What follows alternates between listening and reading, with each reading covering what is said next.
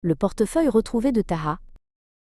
Taha était un jeune garçon connu pour son cœur pur et son honnêteté. Chaque jour après l'école, il aimait marcher tranquillement sur le chemin du retour, observant les feuilles des arbres et les petits oiseaux.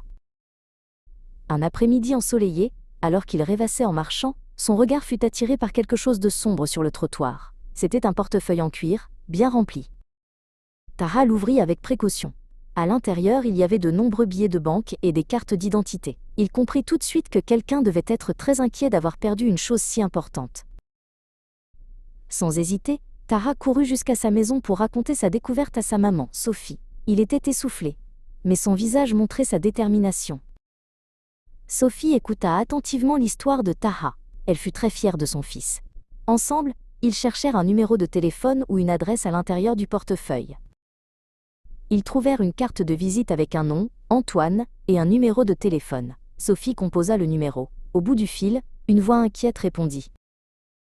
Sophie expliqua calmement la situation à Antoine, qui était fou de joie d'apprendre que son portefeuille avait été retrouvé. Il convint de se rencontrer devant la maison de Taha.